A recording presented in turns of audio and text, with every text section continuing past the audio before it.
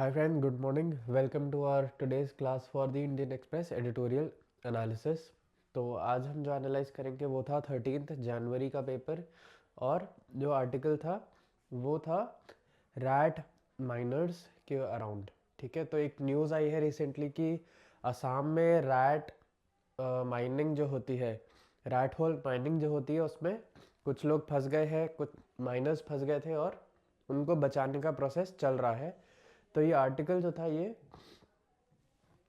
उसी न्यूज़ के ऊपर था।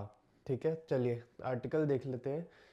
Crawling through a narrow hole as the water gushed in, clinging to the box that lifts coal from the pit, Rajiv Burman found his way out of the gold mine in Assam's Dima Hasao district on January 6th. But 9 of his co-workers working as rat hole miners couldn't make it. After 6 days of rescue operations, the team has recovered 4 bodies and is continuing its search for 5 missing workers. एक phrase यहाँ पे अपने को मिलता है, couldn't make it। ठीक है, इसका मतलब वो लोग गुजर गए, वो लोग नहीं बच पाए। हिंदी में अगर मैं इसको बोलूँ, नहीं बच पाए। अगर कोई एक्सीडेंट हो जाता है ना, या कोई डिज़ास्टर हो जाता है तो उसमें जो लोग फंस जाते हैं, तो अगर वो नहीं बच पाते हैं तो ये फ्रेज़ यूज़ होता है, दे कुडंट मेक इट। ठीक है, this is not the first time however that rat hole mining has led to disaster and death. In 2018, 15 rat hole miners died after being trapped for 2 weeks in a coal mine in Meghalaya. Rat hole miners dying due to mudslides, leakage of poisonous gas, and rising water levels have often been reported from the northeastern states. And yet, the political will required to prevent this recurring tragedy is still missing. In 2014, the National Green Tribunal banned rat hole mining. However, the political establishment seemed unwilling to accept this order. On September 24, 2015, the Congress government of Meghalaya, led by the then CM Conrad Sangma, passed a resolution in the Legislative Assembly requesting the centre to invoke paragraph 12A of the 6th schedule to exempt the state from the purview of central mining laws। ठीक है, तो जो government थी, Congress government थी, तो 2014 में क्या करा, नेशनल ग्रीन ट्राइब्यूनल ने बैन कर दिया रैट होल माइनिंग को। ठीक है, अब नेशनल ग्रीन ट्राइब्यूनल कहाँ है, दिल्ली में है, और ये जो रूल्स बनाती है वो पूरे इंडिया में अप्लाई होते हैं। लेकिन जो पॉलिटिकल इस्टेब्लिशमेंट है ना, जो गवर्नमेंट्स थी अलग अलग स्टेट्स की, वो अनविलिंग थी, मतलब वो नहीं मानना चाह रही थी इस ऑर्डर को जो एनजीटी ने दिया था। ऑन September 4, 2015, जो मेघालय की कांग्रेस गवर्नमेंट थी, जब सीएम थे कॉनराड संगमा, उन्होंने एक रेजोल्यूशन लेजिस्लेटिव असेंबली में पास किया। लेजिस्लेटिव असेंबली आप लोगों को आइडिया होगा कि जैसे सेंटर में होता है हमारे पार्लियामेंट। ठीक है, सेंटर में होता है हमारा पार्लियामेंट, पार्लियामेंट में होता है एक लोकसभा और एक राज्यसभा। ठीक है, ये होता है हमारा सेंटर में, सेंटर मतलब दिल्ली में, सेंट्रल गवर्नमेंट के लिए। ठीक है, अब जो स्टेट्स में होता है, तो स्टेट्स में होता है लेजिस्लेटिव असेंबली, जो लोकसभा के बराबर का होता है स्टेट में। तो उन्होंने एक रेजोल्यूशन पास किया, उन्होंने एक अपना डिसीजन लिया कि सेंटर जो है वो 12A, जो 6th शेड्यूल है कॉन्स्टिट्यूशन का अपने, उसको यूज़ करके इस स्टेट को, मेघालय को, सेंट्रल माइनिंग लॉ के परव्यू से, परव्यू मतलब कि जो एप्लीकेबल लॉज होते हैं, परव्यू मतलब कि अगर कोई लॉ बनता है तो वो लॉ किस किस पे एप्लीकेबल होता है, वो एक परव्यू कहलाता है। तो ये लॉ वैसे तो पूरे इंडिया में एप्लीकेबल था, राइट, लेकिन इन्होंने बोला कि कॉन्स्टिट्यूशन के शेड्यूल को यूज़ करके हमें इसके परव्यू से हटा दीजिए, मतलब हम ये रूल नहीं मानना चाहते हैं, राइट। आगे क्या बोल रहा है आर्टिकल, आगे कह रहा है according to Meghalaya police records between April 2014 and November 2018 there were at least 477 violations of the NGT order। ये बात हो रही है देखिए मेघालय की। On March 16, 2022, responding to a question in Parliament on whether the government had taken cognizance of the rat hole mining incident in Northeast region, the Minister of Mines Prahalad Joshi said, as per the Section 23 of the Mines and Minerals Development and Regulation Act 1957, देखिए कितना पुराना act चल रहा है अभी, the state governments are empowered to make rules for preventing illegal mining, transportation and storage of minerals। ठीक है, तो जब पार्लियामेंट में ये क्वेश्चन उठा, ठीक है, जब पार्लियामेंट में ये क्वेश्चन उठा 2022 में, तो जब तब के मिनिस्टर थे, मिनिस्टर ऑफ माइंस, उन्होंने बोला कि इस एक्ट के अंडर जो स्टेट गवर्नमेंट है वो एम्पावर्ड है to make rules for preventing illegal mining. ठीक है, तो स्टेट गवर्नमेंट ही रूल्स बनाएगी इलीगल माइनिंग प्रिवेंट करने के, ट्रांसपोर्ट करने के और स्टोर करने के। ठीक है, तो उन्होंने बोल दिया कि भाई ये स्टेट गवर्नमेंट का ही काम है। अब स्टेट गवर्नमेंट का हमने देखा था उनको नहीं है ये रोकने में इंटरेस्ट। ठीक है, passing the buck to the state government may be a politically viable option to avoid responsibility, but it is not going to stop the dangerous practice.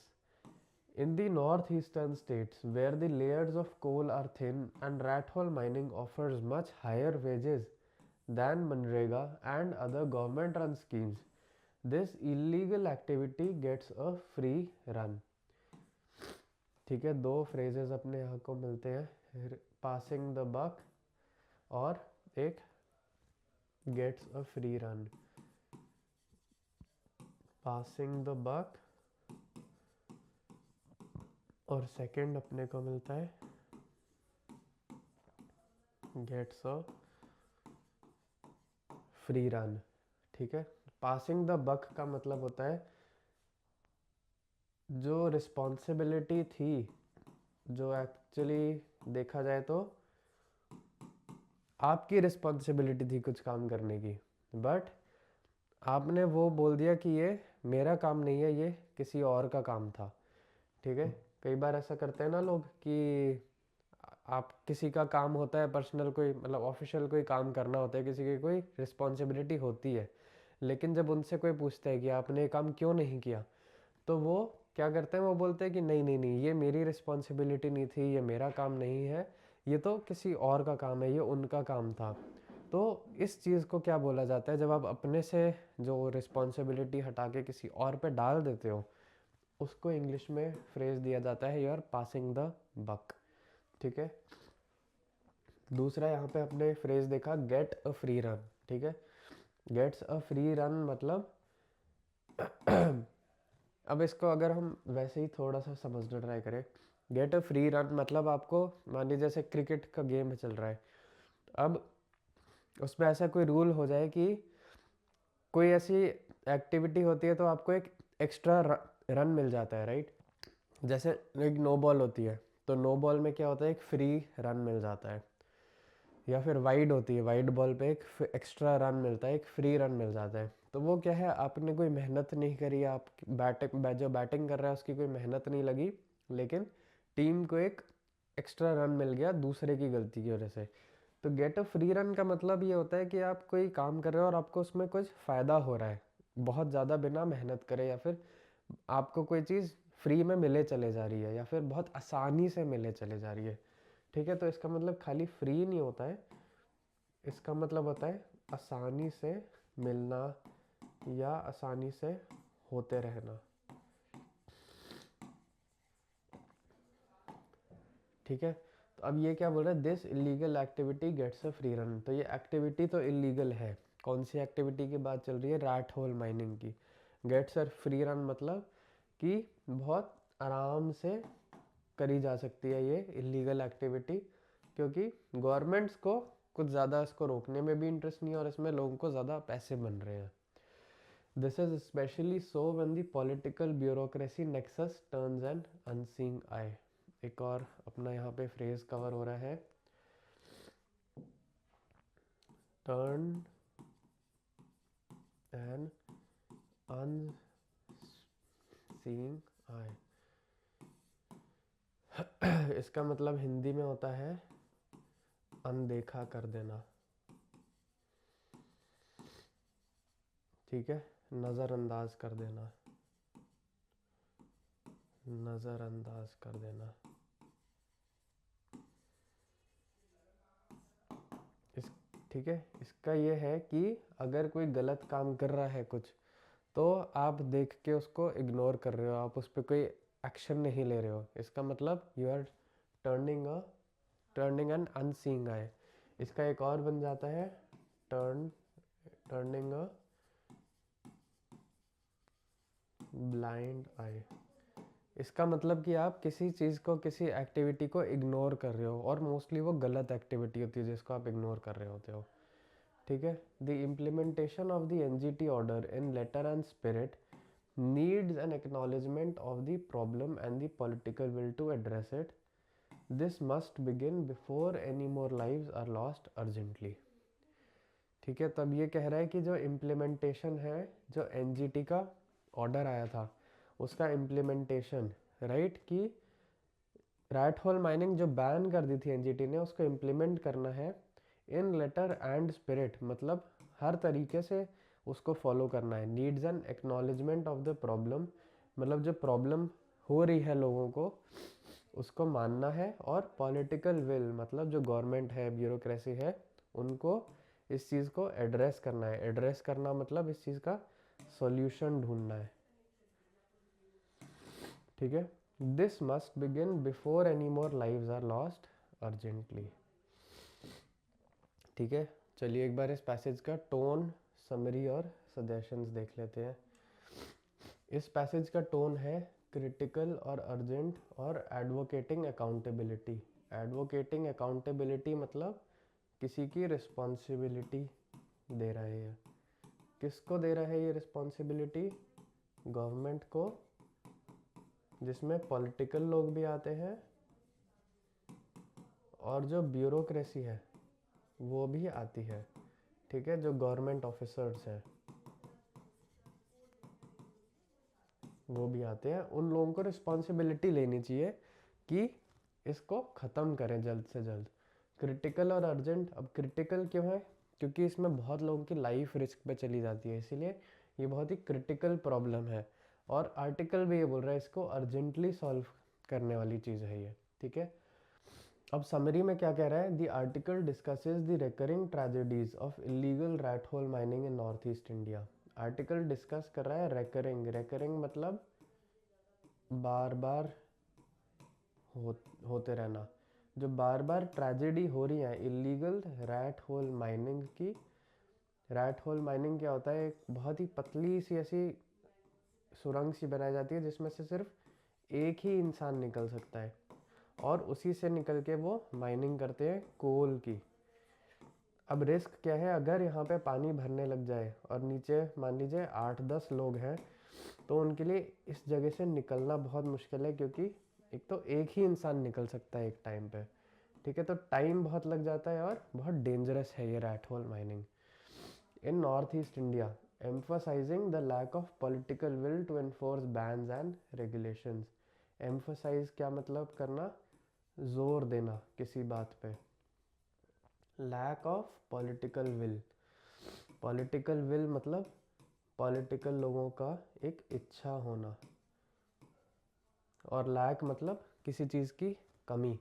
तो इच्छा नहीं है पॉलिटिकल लोगों की कि वो बैन्स को एनफोर्स करें। एनफोर्स करना मतलब लागू करना, ठीक है, किसी रूल को, किसी लॉ को इम्प्लीमेंट करना, ठीक है। ठीक है, सजेस्ट क्या कर रहा है article? The article suggest to enforce existing laws and prioritise human safety over political gains. अब आर्टिकल सजेस्ट टू, ठीक है। ग्रामेटिकल भी आप फॉलो करते रहिए। The article suggest to, to enforce, ठीक है। ये अपना क्या चल रहा है, इन्फिनेटिव फॉर्म चल रहा है। क्यों? क्योंकि आर्टिकल ने कोई सजेशन दिया है। अब क्या सजेशन दिया है आर्टिकल ने? टू एनफोर्स एग्जिस्टिंग लॉज, जो लॉज एनजीटी ने बनाए थे उनको एनफोर्स करें और प्रायोरिटाइज करें। प्रायोरिटाइज मतलब इम्पोर्टेंस दें, सीरियसली लें उस किसी बात को, और पहले इस काम को करें। ह्यूमन सेफ्टी का ध्यान रखें पॉलिटिकल अपने गेन्स के ऊपर। नेक्स्ट हम देख लेते हैं इसके इम्पोर्टेंट वर्ड्स। अब इस आर्टिकल के इम्पोर्टेंट वर्ड्स जो हमारे आए हैं वो है gushed, clinging, rat hole mining, nexus, ठीक है। गश्ड का मतलब बहुत जल्दी से बह के निकल जाना। जैसे एक पाइप में से पानी बहुत तेज़ अगर निकल रहा हो तो उसको बोलेंगे वाटर वॉज गशिंग, ठीक है। ये एक वर्ब है। वर्ब का क्या होता है? टू गश। गश मतलब बहुत स्पीड से फ्लो करना, ठीक है। To flow quickly and in large amount. अब गश, इसका पास्ट क्या होगा? गश्ड, और प्रेजेंट कंटिन्यूअस क्या होगा? गशिंग, ठीक है। ऐसे वर्ड जो सिमिलर मतलब है इसके, सर्ज करना, स्ट्रीम, स्पर्ट, पोर, कैस्केड। इसके ऑपोजिट मतलब धीरे धीरे से बहना, ठीक है। गश करना तो मतलब बहुत तेज तेज तेज बहना। इसके ऑपोजिट क्या होगा? जो चीज़ बहुत धीरे धीरे धीरे धीरे बह रही है। इसका मतलब ट्रिकल होना, ड्रिप, स्टैग्नेट हो जाना, होल्ड हो जाना, या सीज हो जाना। सीज हो जाने का तो मतलब होता है ऑलमोस्ट रुक जाना, ठीक है। अब दूसरा वर्ड है क्लिंगिंग। क्लिंगिंग मतलब बहुत टाइटली पकड़ना, बहुत टाइटली पकड़ना। जैसे छोटे बच्चा अपनी मदर को पकड़ के रखता है ना, एकदम टाइटली पकड़ के रखता है, तो उसको बोलते हैं क्लिंग, क्लिंग करना। या जैसे आपने देखा होगा कि जो बंदर पेड़ पे चढ़ रहा है तो एकदम टाइटली पकड़ लेता है उसको चढ़ते में, तो मतलब होल्डिंग ऑन टाइटली, ठीक है। ये भी वर्ब है। इसका वर्ब फॉर्म क्या होता है? टू क्लिंग, ठीक है। इसका पास्ट टेंस क्या होगा? इसका पास्ट क्लिंग्ड नहीं होगा, क्लिंग्ड गलत है। इसका पास्ट है क्लंग, CUCLUNG। और इसका प्रेजेंट कंटिन्यूस क्या है? वो सेम रहेगा, वो क्लिंगिंग हो जाएगा, ठीक है। अब इसके सिमिलर वर्ड्स क्या है? ग्रिपिंग, अधेयरिंग, क्लच करना, ग्रास्प करना, फासन करना। इनके वर्ब फॉर्म्स क्या क्या होंगे? ग्रिप, अधेयर, क्लच, ग्रास्प और फासन। इन सब के पहले इन्फिनेटिव में क्या आएगा? टू, ठीक है। इसके ऑपोजिट्स क्या होंगे छोड़ देने के लिए? लेटिंग गो, रिलीज, डिटैच, ड्रॉप या लूजन, ठीक है। अब एक वर्ड है रैट होल माइनिंग, ठीक है। रैट होल माइनिंग के एक फीलिंग के लिए भी यूज़ किया जा सकता है और एक उसका लिटरल मीनिंग है। तो इस आर्टिकल में तो उस लिटरल मीनिंग की ही बात हो रही है जिसमें माइनिंग की बात हो रही थी, ठीक है। ये नाउन है। अगर इसके हम सिनोनिम समझें तो इम्प्लीकेट, न्यूआंस, एसोसिएट, अंडरटोन या सजेस्ट, ठीक है। ये बहुत कम वर्ड आपको यूज़ होता हुआ दिखेगा फीलिंग की जगह। मोस्टली आपको यही सारे वर्ड्स मिलेंगे और इनके अपने मतलब आप वैसे भी समझ सकते हैं, ठीक है। अब इसके ऑपोजिट्स क्या होंगे? डिनोटेशन, एक्सप्लिसिटनेस, क्लैरिटी, डायरेक्टनेस, लिटरलनेस, ठीक है। अब इसके एक नेक्स्ट वर्ड है नेक्सस। नेक्सस का मतलब कनेक्शन और लिंक बिटवीन पीपल और थिंग्स, ठीक है। बड़े सारे ग्रुप ऑफ लोग अगर एक दूसरे से कनेक्टेड रहते हैं, है ना, और एक कॉमन कोई एक्टिविटी करते हैं, ठीक है, मोस्टली ये गलत काम करने वाले लोगों में यूज़ होता है नेक्सस, कि ऐसे 8-10 लोग अगर मिल के कुछ गलत इलीगल काम कर रहे हैं तब वो नेक्सस वर्ड किया जाता है, कि सबने मिल के एक डिसीजन लिया कि ये चीज़ करनी है, कोई गलत चीज़। ये क्या है, नेक्सस नाउन है। इसके सिमिलर वर्ड्स हैं link, connection, bond, network, association. Nexus का ऑपोजिट क्या होगा, नेक्सस होता है कि साथ में आके काम करना, इसके ऑपोजिट होंगे कि अलग अलग काम करते रहना, ठीक है, कोई कनेक्शन नहीं है। तो डिटैचमेंट, सेपरेट, ब्रेक, आइसोलेशन और डिवाइड, ठीक है। चलिए 4 वर्ड्स और थे इस पैराग्राफ, इस आर्टिकल के। ये 4 वर्ड्स हैं रेजोल्यूशन, कॉग्निसेंस, एग्जेम्प्ट और वायबल। रेजोल्यूशन की बात करें तो a formal expression of opinion और इंटेंशन, ठीक है। अब गवर्नमेंट है या पार्लियामेंट है, ये वो अगर रेजोल्यूशन पास करता है, इसका मतलब उनका कुछ इंटेंट है, या फिर वो कुछ कोई चॉइस है, कुछ उनका विजन है कि वो कुछ करना चाहते हैं, या कोई उनका एक प्लान है, ठीक है, कि वो कोई एक्टिविटी करना चाहते हैं। तो जैसे ये क्या है, नाउन है।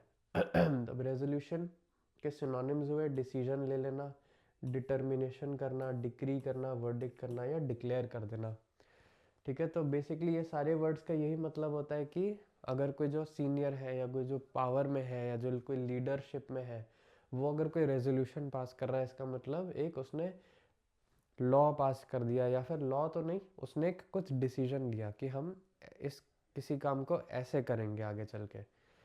इसका ऑपोजिट क्या होगा, इनडिसीजन, डाउट में रहना, हेजिटेट करना, वेग या फिर इनकंसिस्टेंट, ठीक है। नेक्स्ट वर्ड है कॉग्निसेंस। कॉग्निसेंस मतलब किसी चीज़ को नोट करना, ठीक है। अगर जैसे मैंने बोला कि हाँ मतलब ये एग्ज़ाम में इंग्लिश 30 मार्क्स का आएगा, तो आपको इन चीज़ों पे ध्यान देना है। अगर आपने मेरी बात पे ध्यान दिया तो आपने कॉग्निसेंस किया मेरी बात का, ठीक है, आप अवेयर थे कि मैं क्या बोल रहा था।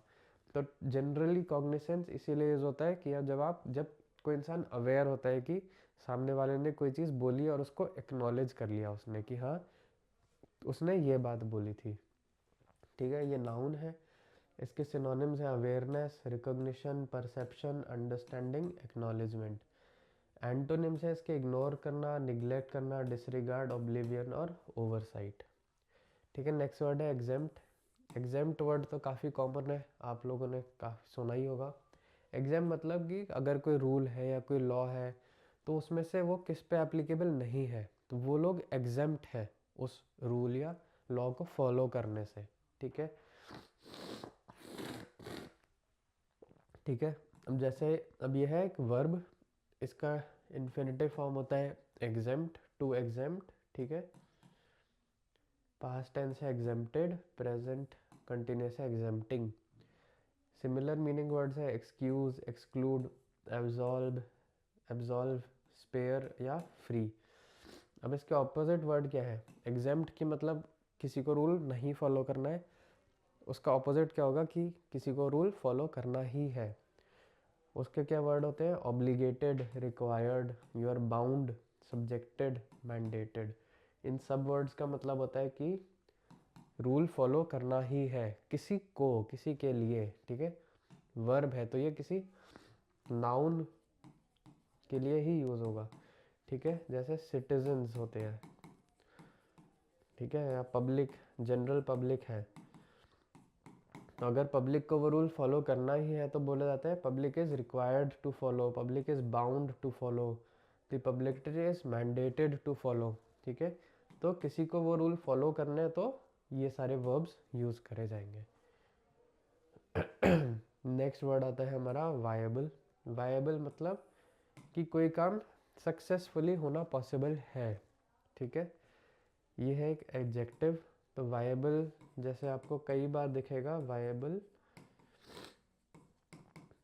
प्रोजेक्ट, ठीक है। वायबल प्रोजेक्ट का क्या मतलब है कि ये प्रोजेक्ट सक्सेसफुली कंप्लीट होना पॉसिबल लग रहा है, ऐसा नहीं है कि वो हो चुका है सक्सेसफुली पॉसिबल, लग रहा है कि हाँ ये सक्सेसफुली किया जा सकता है, ये वाइबल का मतलब होता है।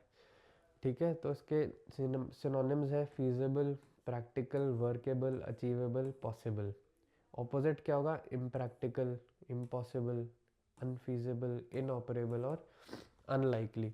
इसके ऑपोजिट क्या होंगे कि वो प्रोजेक्ट होना पॉसिबल नहीं लग रहा है। कैसे नहीं लग रहा है? वो इम्प्रैक्टिकल होगा, अनफीजिबल होगा या अनलाइकली होगा।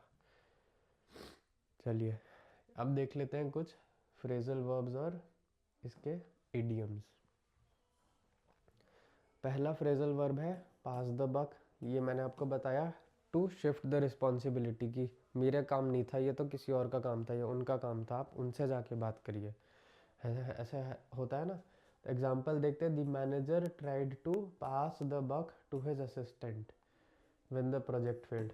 तो जब प्रोजेक्ट फेल हो गया, ये मोस्टली नेगेटिव सिचुएशंस में ही देखा जाता है कि कोई ऐसे कर रहा है। जब आप बोलते हैं ना ये तो आपका काम था, आपने किया क्यों नहीं, तब वो सामने वाला बोलता है नहीं नहीं ये मेरी रिस्पॉन्सिबिलिटी नहीं थी, वो उनकी थी।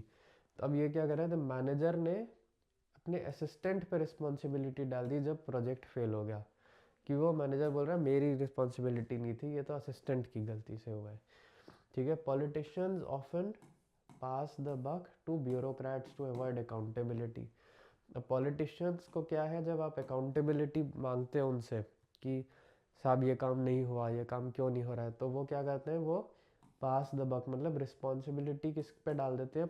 ब्यूरोक्रेसी पे डाल देते हैं, गवर्नमेंट ऑफिसर्स पे डाल देते हैं कि हमने तो बोला है, हमने अप्रूवल दिया हुआ है काम होने का, लेकिन वो ऑफिसर्स लोगों नहीं करवा रहे टाइम से।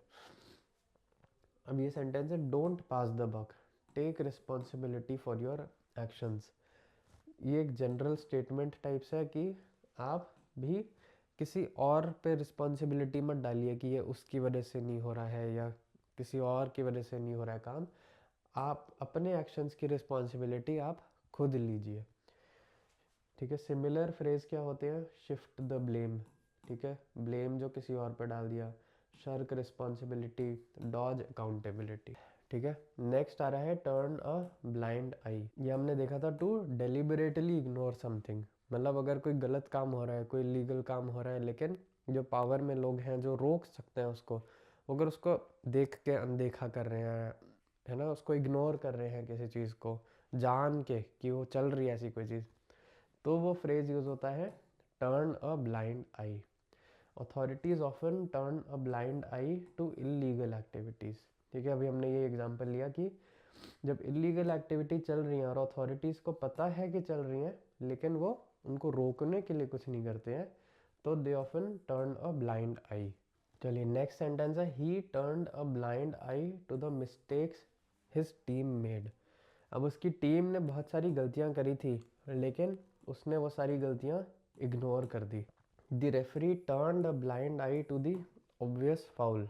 अब कोई मैच हो रहा था, उसमें एक फाउल हुआ जो कि बहुत ऑब्वियस था, सबको दिखाई दे रहा है कि ये फाउल है। इवन रेफरी को भी मोस्टली पता चल गया है कि वो फाउल है, लेकिन उसने इग्नोर कर दिया उसको। ठीक है। अब सिमिलर फ्रेजेस क्या है? Look the other way, ignore, pretend, not to notice. Next हमारे इडियम है in letter and spirit, following both the literal meaning and the intent. ठीक है। लेटर का मतलब है कि अगर कोई रूल पास हुआ है, ठीक है, तो एक तो उस रूल का एक मीनिंग ही होगा। जैसे राइट होल माइनिंग बंद बैन की गई है। ठीक है। जब कोई चीज़ बैन की जाती है तो एक तो उसका रूल ही है कि वो उसको नहीं करना है। ठीक है, उसको रोक देना है। दूसरा उसका एक इंटेंट होता है कि रेड होल माइनिंग क्यों बैन की गई है, उसके पीछे का एक मतलब होता है, रीज़न होता है। अब वो बैन क्यों करी गई है? लोगों की सेफ्टी के लिए। ठीक है, तो रूल बना है कि भाई ऑफिशियली आप नहीं कर सकते हो। इंटेंट क्या था उस चीज़ का? कि हमें लोगों की सेफ्टी का ध्यान रखना है। ठीक है। तो लेटर जो होता है वो बेसिकली रूल को रिप्रेजेंट करता है, और जो स्पिरिट वाली बात है वो एक इंटेंट को को रेफर करती है। अब एग्जाम्पल क्या है? The new policy should be implemented in letter and spirit. जो नई पॉलिसी बनी है उसको एज अ लॉ भी करना चाहिए, और उसका जो एक मीनिंग है, इंटेंशन है, वो भी फॉलो होना चाहिए। He followed the rules in letter and spirit during the competition. ठीक है, जो कंपटीशन के रूल्स थे उस लड़के ने वो फॉलो किए in letter and spirit. The agreement was upheld in letter and spirit by both parties. ठीक है, जो दो पार्टीज के बीच में एग्रीमेंट हुआ था, ठीक है, वो दोनों ने माना उस एग्रीमेंट को इन लेटर एंड स्पिरिट। अब सिमिलर इडियम्स क्या है? To the fullest extent, faithfully और जेन्युइनली। एक बार मैं आपको अपडेट दे देता हूँ हमारी क्लासेस के बारे में। तो जो इंडियन एक्सप्रेस का डेली रिव्यू है वो आपको यूट्यूब पे इसी चैनल पे मिल जाता है डेली 2 बजे, और जो एरर डिटेक्शन है वो डेली आपको मिल जाता है 6 बजे। बहुत सारे आपको ग्रामर के रूल्स इसमें पढ़ने को मिलते हैं, बहुत सारे रूल्स आपको एग्जाम्पल्स के साथ सीखने को मिलते हैं। ठीक है, तो try not to miss any of these classes. अब इसके अलावा क्या है, आप खुद से भी पढ़ रहे हैं, खुद से भी आपको बहुत डाउट्स आ रहे होंगे, तो आपका मन करता होगा कि कभी मैं डाउट क्लियर किससे बात करूं, किससे, कौन है जो मेरा डाउट क्लियर कर सकता है। तो कई बार तो आप कमेंट्स में लिख देते हैं, ठीक है, ट्राई करेंगे कि वहाँ से डाउट्स क्लियर कर पाए। बट अगर आपको 1-to-1 डाउट क्लियर करवाने हैं, या फिर आपको ये सारी जो क्लासेस हो रही हैं इनका कंटेंट पीडीएफ में चाहिए वीक टू वीक, ठीक है, ये दोनों चीज़ें, और इन एडिशन वीकली आपको एक प्रैक्टिस टेस्ट करना है।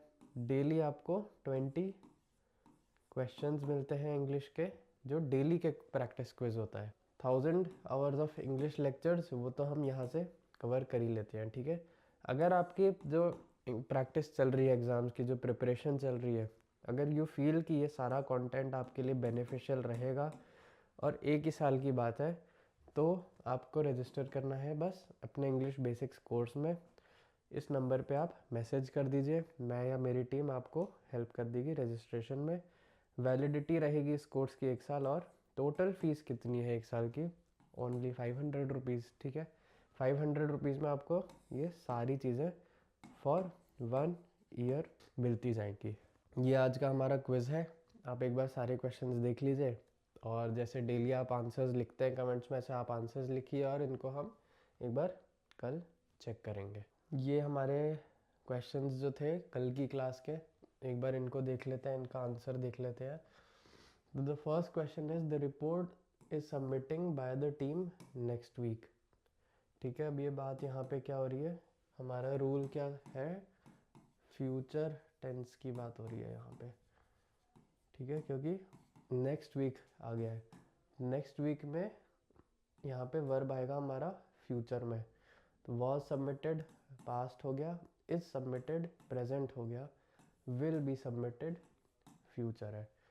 ठीक है, you will use the future passive voice for event scheduled in the future.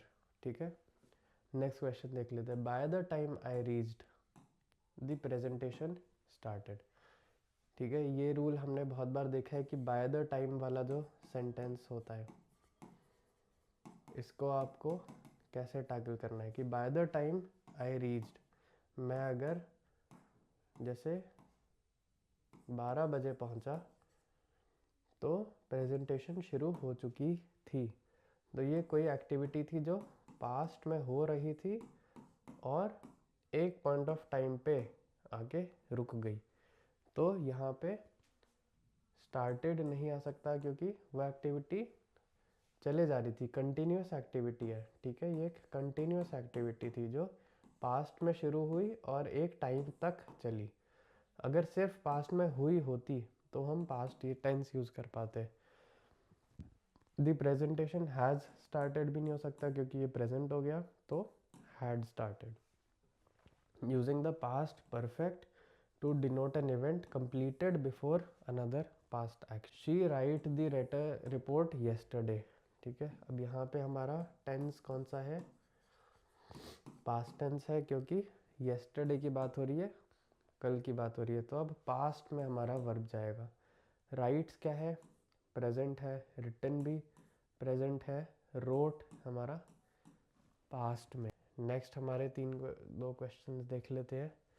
Next हमारे क्वेश्चन था they has been working on the project since last month. They has been working on the project since last month.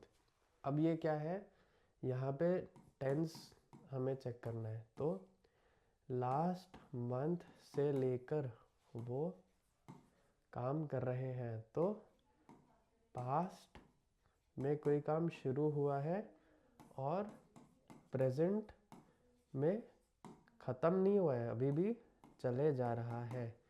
तो continuous activity है, past में शुरू हुई है और present तक चले जा रही है।